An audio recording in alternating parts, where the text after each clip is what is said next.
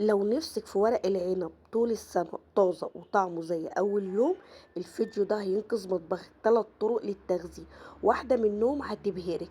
جربيها طريقة منهم وقوليلي في التعليقات ايه أكتر واحدة عجبتك.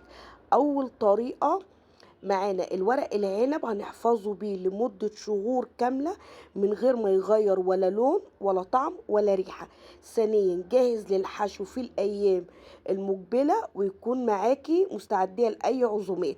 ثالثا الطريقة ديت ولا محتاجة فيها ولا تلاجة ولا فريزر. الطريقة حلوة جدا ومختلفة وجديدة وحصري.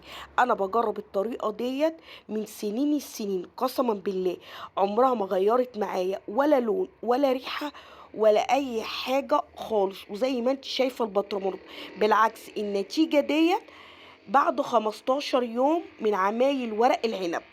وانا بطلع منه اوردرات لاي حد بيطلبها مني فجأة، بكون مستعدية لاي حاجة.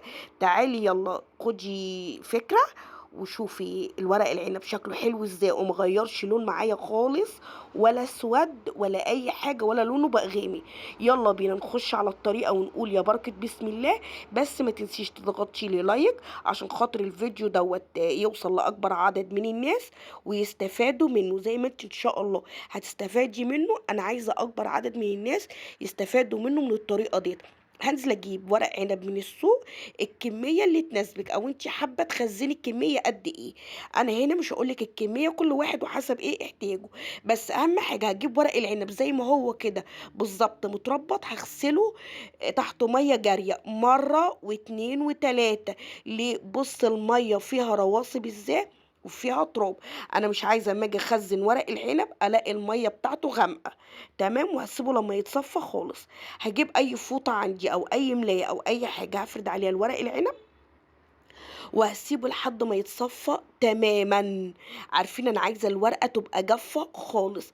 انا هنا بغسله ازاي؟ بمسك كده الرابطه زي ما انتوا شايفينها وبفضل اغطسها في الميه مره واتنين وتلاته تحت ميه جاريه.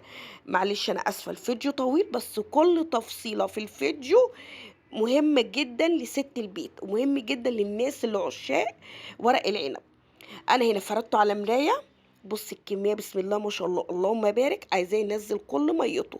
انا جيت هنا بعد ساعتين لقيت ايه، حسيت الملايه دي بقى فيها ميه بزياده.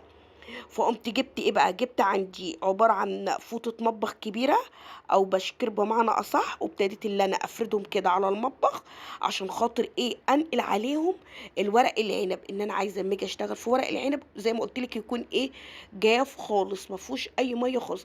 بص هنا الملايه بقت فيها كميه ميه قد ايه، تتعصر. تمام. انا هلم بقى الملايه دي كلها وهفرش ايه، البشكير بطول الرخامه كده وهسيبه لحد ما ينشف خالص. هنا بعد سبته قد ايه بقى، سبت حوالي 8 ساعات او 10 ساعات. يعني عملت الغدا واتغدينا وكل حاجه وابتديت ان انا اشتغل ايه في الطريقه ديت.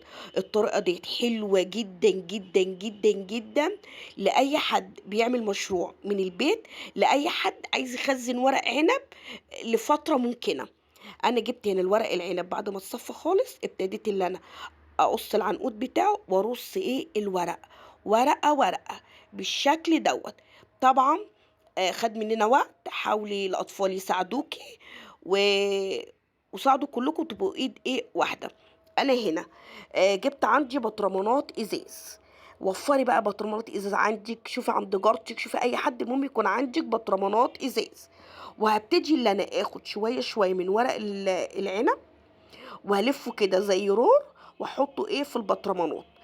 ليه بقى؟ ان انا عايزه املي البطرمانات كلها بالازاز. انا قلت لك على 3 طرق، 3 طرق في تخزينهم احلى من بعض.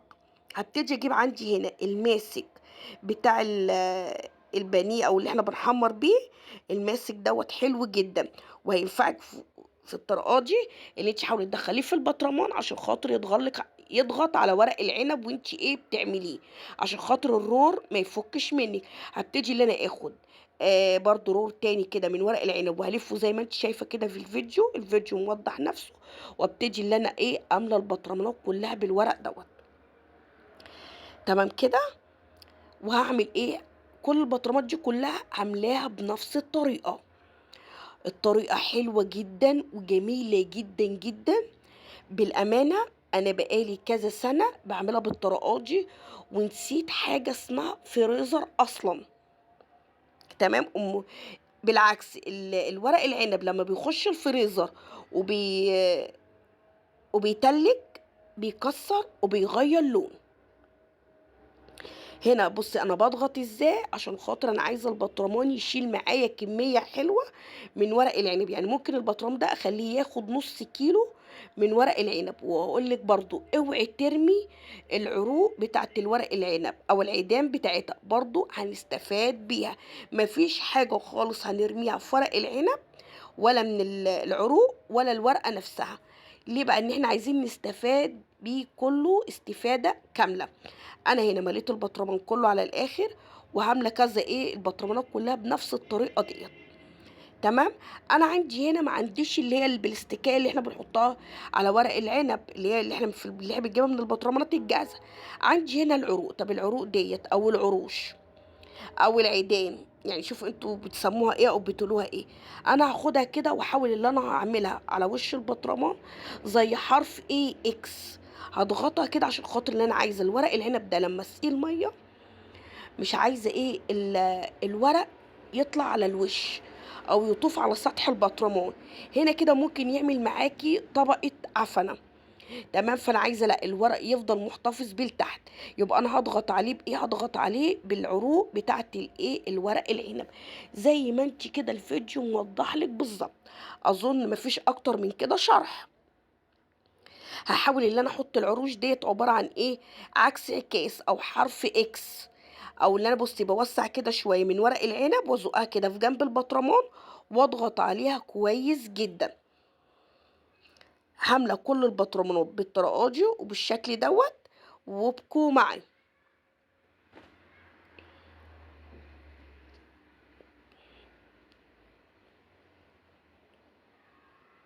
خلاص كان كده البطرمان خلص وخد أكبر كَم من الورق العنب ومن العروق.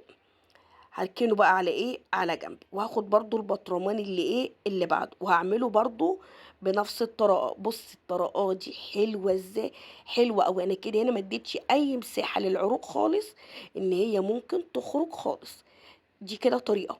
الطريقة التانية أنا كده مليت البرطمان التاني. لو أنتِ عندِك البلاستيكاية ديّة أو تعرفي إن أنتِ تشتريها أو توفّريها، يبقى أنتِ كده هتستغني عن العروق خالص، وهتحطيه كده على وش البطرمان وهيبقى معاكِ بالطريقة دي. تمام كده متفقين؟ هاركن بقى كل البطرمانات ديّة أمّا أملاهم كلّهم. هيكون عندي بقى على النار محضّرة حلة فيها مَيّة بتغلي. طب إيه اللي هتضيفيه في المَيّة؟ هاقول لِك لمّا أروح عند حلة المَيّة. ورق العنب ده حلو جدًا وما فيش عزومة بتخلى من ورق العنب أو من المحشي عامةً. وفي رمضان بنبقى مشتاقين كده على حلة ورق عنب كده حلوة بدبس الرمان، أو شوفي أنتِ بتحبيها من غير دبس الرمان أو بدبس الرمان. بنكون مشتاقين لها جامد جدًا فين؟ في رمضان أو في العزايم عامةً. تمام كده؟ فأنتِ طول ما أنتِ عندِك الحاجة مخزناها بالطريقة الصح المضمونة، أنتِ ما تشيليش هَم حاجة خالص. ورق العنب رخيص جدًا اليومين دول في السوق وسعره يعتبر نزل النُص. فعشان كده أنا بابتدي اللي أنا أخزّن ورق العنب عند ما أمّا سعره يرخص شوية مش في أول الموسم. تمام. أول الموسم كان غالي جدًا، فاستنيت لمّا رخص شوية جبت كمية حلوة من ورق العنب وابتديت اللي أنا أخزّنه. ده شكل البطرمان ال14 اللي أنا باوريه لِك. هنا كنت مالية كل البطرمانات كلّها. طب أنا عندي الكمية كبيرة والبطرمانات لسه خلصت خلاص. أنا عندي هنا بطرمان دوّة يا دوبك بيشيل حوالي 2 كيلو ونُص من الورق العنب. هابتدي اللي أنا أرُص فيه ورق العنب، بس أنا هارُص ورق العنب إزاي؟ هارُصّه مفرود. يعني أنا هاخد الرصة برصتها كده وهافردها. تمام. ورق العنب دوّة لمّا تيجي تطلّعيه عشان تستخدميه هاقول لِك تعملي فيه إيه. تمام. هاقول لِك على كل خطوة وكل طريقة بالتفصيلة بس في الوقت المناسب. أنا هنا هابتدي إن أنا أملي البطرمان كله بورق العنب، أنا عايزة كله يبقى مرصوص كله كده إيه طبقات، أنا مش هابرمه عكس البطرمانات الصغيرة لأ، أنا هافرده كلهم في البطرمان الكبير كده، بنفس الشكل بنفس الرصة. بُصّي واخدة الرصة كده يا دوبك هاطبقها نُصّين وهانزّلها في البطرمان وهابتدي اللي أنا أفردها إيه كلها. لو أنتِ عندِك مثلًا حوالي 3، 4 برطمانات من الكبار دول، يبقوا حلوين جدًا، يبقوا هيشيلوا معاكِ حوالي 10 كيلو من ورق العنب. لو أنتِ ما عندكيش البطرمان الكبير دوّة وعندِك الصغيرين ما فيش أي مشكلة خالص، شوفي أنتِ حابة تخزّني بأنهي طريقة وخزّني. أنا هنا كنت حطيت حبة من العروق أو العروش أو العيدان بتاعة ورق العنب حطيتهم على الوش. طب أنا مش عايزة الكلام ده يطلع على الوش، فأنا جِبت هنا إيه، غطا علبة سمنة اللي هي الصغيّرة، وابتديت اللي أنا إيه، أكبس بيه كده البطرمان أو ورق العنب. عندي المَيّة المغلية، عند المَيّة ما داخلة على مرحلة الغليان هاعمل فيها إيه، هانزل فيها بكبشة سُكّر كبيرة أو بحوالي 5 معالق سُكّر كبيرة، لكل كيلو ورق عنب بياخد معلقة سُكّر، وهانزل ب5 معالق ملح ليمون. تمام، برضه لكل كيلو من الورق العنب بياخد معايا معلقة سكر، معلقة ملح ليمون، نُص معلقة ملح. تمام، أنا هنا نزلت بشوية ملح كده حلوين، وبياخد معايا حوالي 5 معالق من الخل، ده للكيلو، لكن للكمية اللي أنا عاملاها ديّة حطيت لها إيه، ربع كوباية خل، وابتديت اللي أنا أقلّب المَيّة دي كده كويس، وهاسيبها لحد ما تغلي. تمام، تعالي عقبال ما المَيّة تغلي هاقول لِك على الطريقة التانية. أنا عندي هنا ورق زبدة. تمام، ورق الزبدة دوّة حلو جدًا، جدًا في تخزين ورق العنب.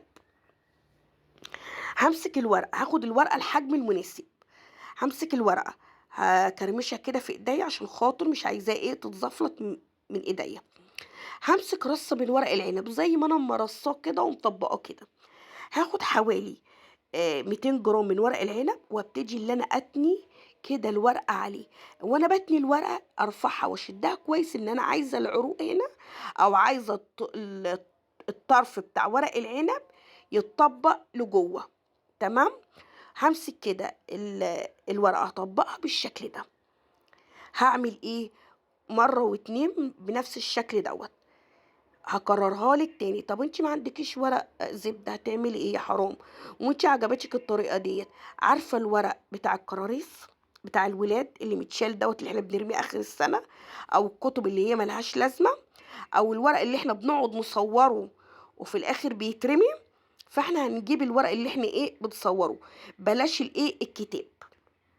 ده كان عندي هنا الورق الرول بتاع ورق الزبدة خلص، وأنا ما كنتش عاملة حسابي. بُصّي أنا باطبّقه إزاي، باطبّقه كده وباجيب الطروف بتاعة الورق العنب نفسها باتنيها لجوّه، عشان خاطر ما يتكسّرش منّي، وهيفضل معايا كده. هنا فايدة الورق الزبدة إيه، ورق الزبدة هنا بيفضل محافظ لِك على الورقة. تمام، أنا جِبت عندي هنا الورق بتاع التصوير اللي هو بتاع الملازم بتاع الولاد، وابتديت اللي أنا أحُط ورقتين كده جنب بعض وورقة تالتة عكسهم. لو في ورقة من ورق العنب غير مرغوب فيها ارميها، بلاش تحطيها. تمام، بُصّي وهابتدي اللي أنا إيه، أرُص كده شوية. هنا الورق دوّة مش هيتلج معاكِ في الفريزر، أنا هنا هاخزّنه فين، هاخزّنه في الفريزر. إيه فايدة الورقة، الورقة دي هتمتص معاكِ الرطوبة، هيفضل ورق العنب ده قسمًا بالله طول السنة معاكِ أخضر وفريش.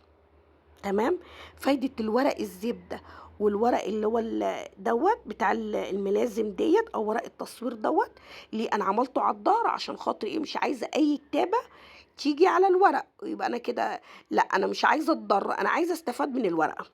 تمام، بُصّي وهاعملهم كده بالطريقة دي، دول يملوا لي حلة حلوة. تمام، دول حوالي قد إيه، يعني قُل مثلًا نُص كيلو أو كيلو إلا ربع من ورق العنب، وأنا برضه هاعمل عليهم إيه، لفة تاني كمان. تمام، بُصّي بافرد كده الورقة وباحطهم بُصّي باتنيها إزاي، إن أنا عايزة الإيه، الطروف ديّة بتاعة الورق العنب زي ما أنا موضّحة لِك في الصورة تتني لجوّه. تمام، وهابتدي اللي أنا أحطهم فين، في الشنطة. ورق العنب دوّة لمّا تيجي تطلّعيه من الفريزر بالطريقات دي، اللي هي طريقة الورق ديّة وتستخدميها، ده يتسلق عادي خالص زي ما أنتِ ما بتسلقيه، الطريقة العادية خالص، إن ده هيفضل معاكِ فريش باللون الأخضر، عمره ما هيغيّر لون معاكِ، وجرّبي النتيجة وجرّبيها واكتبي لي في التعليقات عمل معاكِ إيه. تمام، أنا هاشيلهم كده فين، في التلاجة. أو في الفريزر، في الفريزر، الطريقة دي هتتخزّن فين، في الفريزر. تمام، عندي هنا أنا كنت الغطيان ديّة غسلتها بمَيّة سخنة والبطرمانات وسِبتها لمّا اتصفِّت تمامًا. هنا هنرجع بقى للبطرمانات، هنا المَيّة غليت وصلت لدرجة الغليان. تمام، هابتدي أنزل هاملة البطرمانات كلّها من المَيّة. وخليكي سريعة في الحركة ديّة عشان خاطر أنا عايزة أحتفظ بالبخار، مجرد ما البطرمان يتملي على طول بالمَيّة أغطيه بسرعة. ليه بقى؟ عشان هنا هيدّيني معايا إيه، تَكّة الأمان. هابتدي اللي أنا أملى البطرمانات كلّها بالمَيّة وخليكي سريعة زي ما قُلت لِك. لو عندِك هنا بقى عروق طلعت زيادة، ابتدي شيليها عادي، دي كده إيه، الزيادة. مش عايزة تشيليها، اضغطي عليها، يعني لو طلع مثلًا عود والّا عودين زي ما أنا مورياكِ كده، عايزة تشيليهم شيليهم، عايزة تدخّليهم تاني في البطرمان هاتي معلقة واضغطي عليهم، يا ريت يُستحسن إيديكِ ما تتمدّش خالص في البطرمانات. تمام كده؟ بُصّي هنا بقى هتعرفي إزاي إن البطرمان خَد مَيّته الكفاية، أول ما البطرمان يبطّل معاكِ اللي هو يطلّع فقاعد من الهوا، أو يبطّل يطلّع هوا كده، وتلاقي المَيّة كلّها بطّلت تعمل اللي هي البلالين المَيّة ديّة، يبقى أنتِ كده تعرفي إن البطرمان خَد كفايته من المَيّة. أنا هافضل أحط له مَيّة لحد ما يُقف تمامًا الهوا اللي بيخرج منه دوّة. بُصّي أنا هنا بالماسك ابتديت اللي أنا أنزّل العروش دي كلّها، هافضل أضغط عليها لحد ما تدخل، هي هتدخل معاكِ. على فكرة الطريقة حلوة جدًا، مش مُتعبة، بالعكس هي بس اللي ممكن تكون مُتعبة معاكِ شوية، اللي أنتِ أمّا بتيجي تفرزي ورق العنب وتيجي تشيلي منه العيدان وترصيه على بعضه، هي دي أكتر لحظة اللي بتتعب فيها. بس طبعًا ما دام إحنا بنعشقه فلازم نتعب له شوية. بُصّي أهو الزيادة أنا باطلّعها، اللي هو مش عايز يدخل تاني باطلّعها. بُصّي هنا خَد كفايته من المَيّة، البطرمان ده والبطرمان دوّة، ابتدي غطّي بسرعة.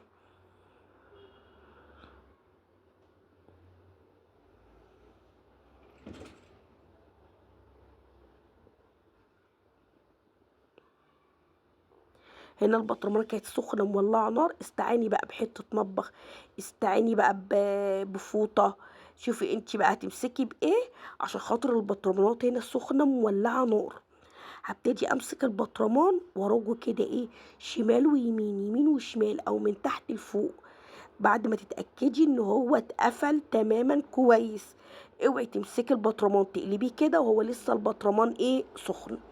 بُصّي مجرد ما حطيت له المَيّة بالخلطة اللي أنا عملتها، اللون ورق العنب هيفضل معاكِ كده، مش هيغيّر لون نهائي ولا هيسوَد معاكِ خالص، هيقعد معاكِ سَنة كاملة أو سَنة ونُص بنفس الطريقة دي، والله خُديها منّي عن تجربة. أنا هنا كنت قفلت البطرمانات وهاركنه على جنب، بس قبل ما أركنه اللي أنا لازم أقلّبه كده كويس، واحكمي البطرمان كويس. تأكدي إن البطرمان اتغطى كويس، لإن إحنا مش هنفتح عليه خالص غير وقت الاستخدام. طب هتقولي لي أمّا آجي أستخدمه هاعمل إيه؟ بُصّي هنا المَيّة الزيادة سرّبت ونزلت، فكده ده مش محكوم كويس، فأنا هاحكمه تاني. تمام؟ وركنته كده على جنب، وهافضل أشتغل في اللي بعده واللي بعده واللي بعده بنفس الطريقة. حاولي تحطي بطرمانين 3 جنبي قدّام بعض، وابتدي اللي أنتِ تسقيهم بالمَيّة.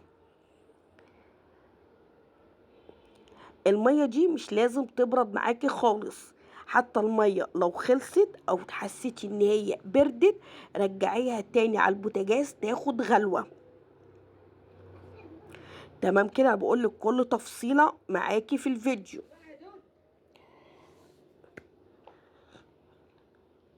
بص شكل الميه وهي نازله على ورق العنب، بياخد كفايته من الميه وبيفضل يطلع ايه الهواء لحد ما خلاص البطرمان كده اتملى من الميه تماما،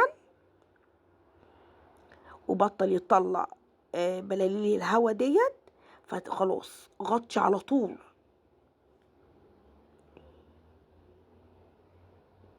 بصي انا بتاكد ان هو اداني ايه اللي هي الصوت بتاع الايه التكتكه ديت اللي هي التكه بتاعت الامان. خلاص تمام، يلا روح جنب اخواتك يلا.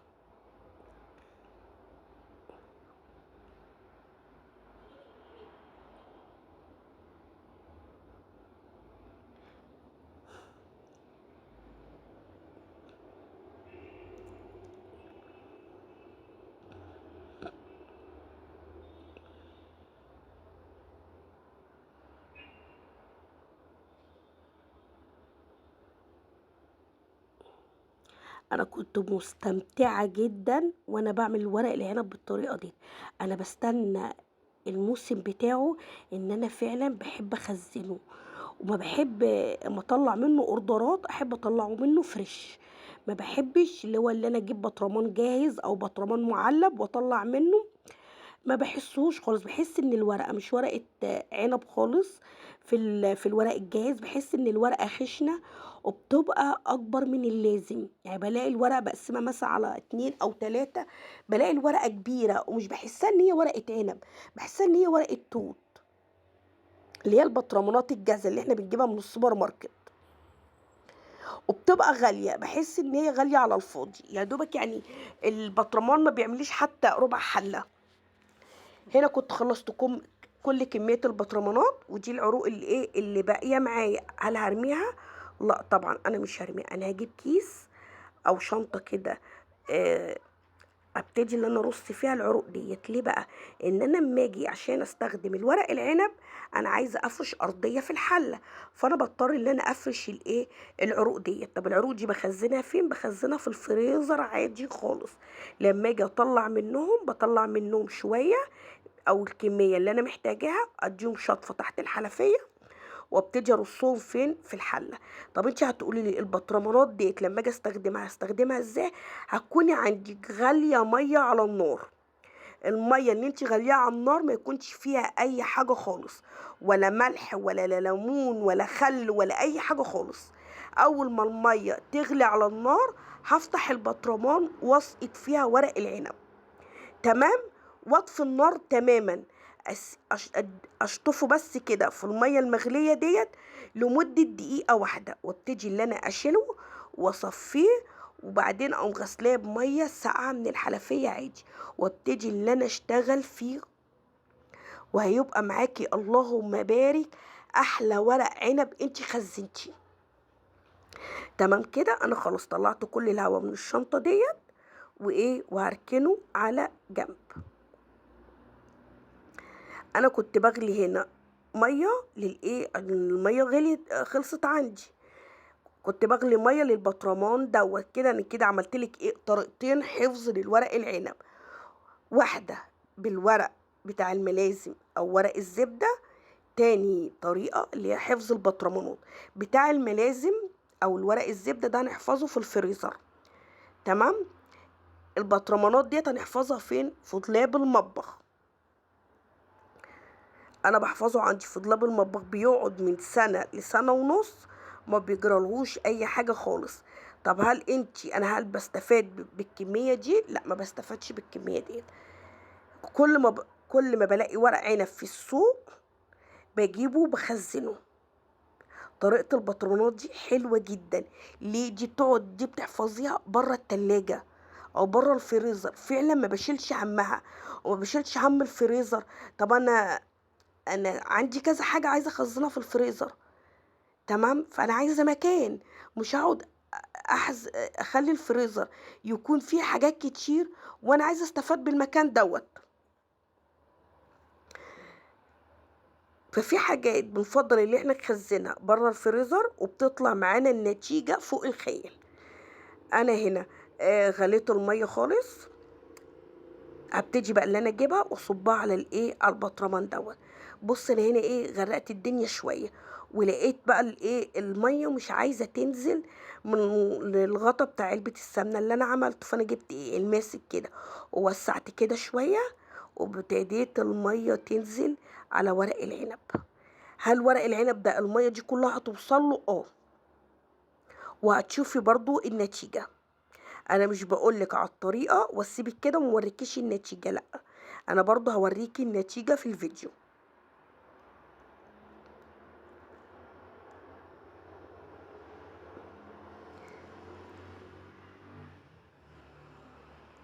الطريقة حلوة جدًا، أنا هابتدي هنا أملى البطرمان كلّه بالمَيّة.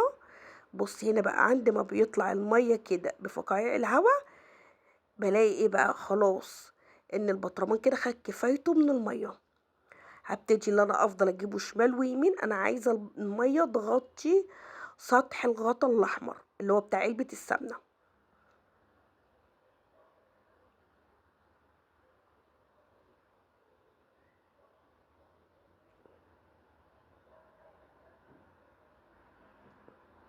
البطرمان هنا فيه مساحة إن هو يشيل ورق عنب تاني، بس أنا مش هارضى ما بارضاش أملاه أكتر من اللازم، لإن أنا عايزة برضه الحاجة توصل لها مَيّة بالكامل.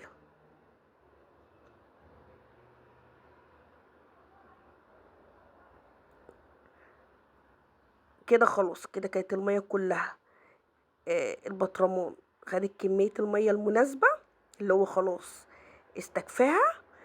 بُصّي بقى، ده كان بعد إيه بقى، بعد كده ما البطرمان خَد المَيّة خالص، أبتدي اللي أنا عايزة أغطّيه. طَب أنا عندي هنا مشكلة، ومشكلة كبيرة مش مشكلة يعني قليلة، لأ مشكلة كبيرة، إن غطا البطرمان ده بلاستيك، ومش هينفع اللي أنا أغطّيه بالغطا البلاستيك، ليه؟ هيبوظ منّي، هيبوظ منّي وهيحصل له حاجات مش كويسة، وحصلت معايا قبل كده. فأنا عشان أتجنب الخطوة ديّة واستفاد من ورق العنب اللي يفضل معايا طازة، فهاعمل إيه، هاجيب ورقة فويل، تمام، هاطبّقها كده نُصّين وابتدي اللي أنا بارشم بيها الغطا كُلّه، لإن أنا عايزة السخونية دي تتكتم، وعايزة لمّا آجي ألِف الغطا بتاع البطرمان يحكم معايا. خلّي بالِك من النقطة ديّة، لو الغطيان عندِك بلاستيك تجنّبيها. هتحطّي إيه، تتجنّبيها إزاي، هتحطّي ورقة فويل كده وبعدين كيس بلاستيك، وابتدي اللي أنا أغطّي، بس كده البطرمان هيقعد معاكِ يعني اللهم بارك ما أقولكيش. أنا هنا كنت قلبت كده البطرمان من تحت لفوق ومن فوق لتحت، إن أنا عايزة إيه، المَيّة كلّها توصل لكل كل واحدة ورق عنب موجودة فين، في البطرمان. تمام كده، يالّا دي الطريقة التانية. الطريقة التالتة اللي أنا هاستخدمها على المدى القصيّر، يعني دي ممكن تقعد معاكِ في التلاجة شهر، تحفظيها لمدة شهر في التلاجة. في التلاجة من تحت هابتدي اللي أنا أجيب علبة كده بلاستيك، تكون البلاستيك بتاعها قوي وبيتحمل السخونية. هابتدي أرص ورق العنب زي المفروض كده، ودي المَيّة اللي أنا غليتها تاني، وابتدي اللي أنا إيه، أسقي ورق العنب بالمَيّة ديّة. طب ده هتخزنيه فين؟ قُلت لِك في التلاجة من تحت. أنا لله الحمد اتطلب مني order 3 كيلو ورق عنب، ما كنتش عندي استعداد اللي أنا أنزل أروح السوق وأجيب ورق عنب عشان أعمل الorder ده، إن كانت مستعجلين عليه. فأنا طلّعت العلبة ديّة وحشيت منهم ال3 كيلو، يعني حتى احتجت الورق اللي أنا كنت شايلاه في ورق الزبدة، طلّعته برضه واستخدمته. أنا هنا بُصّي نزلت بالمَيّة عليه، حجمه كَش وإيه، وبُصّي ادّاني اللون دوّة، عمر اللون ده ما هيغيّر معاكِ. إيه اللي خلّاني ادّاني اللون ده؟ أولًا إن ورقة العنب حلوة وفاتحة، وإحنا غسلناها أكتر من مرّة عشان تنزّل كل الرواسب بتاعتها. ثانيًا المحلول اللي إحنا عملناه فيها، اللي هي عبارة عن المَيّة والسُكّر وملح الليمون والملح والخل. بُصّي الورق كلّه مفروض واللهم بارك كلّه لون واحد، سواء اللي في الكراسة اللي هو في الورق الزبدة أو في البطرمانات أو في العلبة، تمام كده؟ طَب اللي في العلبة أمّا تيجي تستخدميه، هتستخدميه إزاي؟ هتطلّعيه، هتشطفيه، هتغلي له شوية مَيّة وتحطيه فيها لمدة دقيقة واحدة وابتدي إن أنتِ تطلّعيه تشطفيه، بُصّي هنا نتيجة الورق العنب بعد ساعة، تمام كده؟ دي النتيجة بعد إيه، ساعة، تمام كده؟ اللي في الورق الزبدة دوّة هنشيله في الفريزر، البطرمانات الإزاز هنشيله في المطبخ، العلبة في التلاجة من تحت، اللهم بارك قسمًا بالله دي النتيجة بعد قد إيه، 15 يوم، بُص شكل البطرمانات حلو جدًا إزاي، ما غيّرش معايا لون خالص ولا ادّاني لون غامق، دي النتيجة بعد 15 يوم.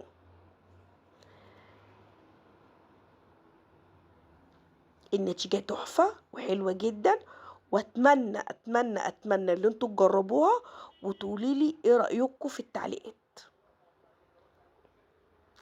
ما فيش ولا برطمان واخد لون غير التاني، كل البرطمانات كلها لون واحد، وجودة واحدة وكفاءة واحدة.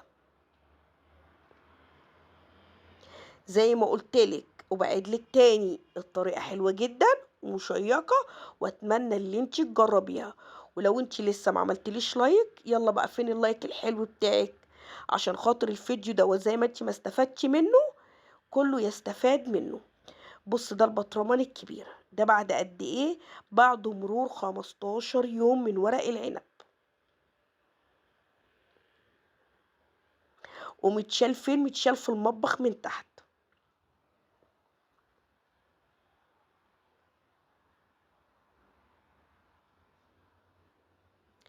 ويا رب يحسن ما بين إيديّا وما بين إيديكم جميعًا. أشوفكم على خير في الفيديو القادم، استنوا مني فيديوهات إن أنا باعمل فيديوهات حلوة، وإن شاء الله هتعجبكم، يا رب يحسن ما بين إيديّا وما بين إيديكم، أشوف وشكم على خير.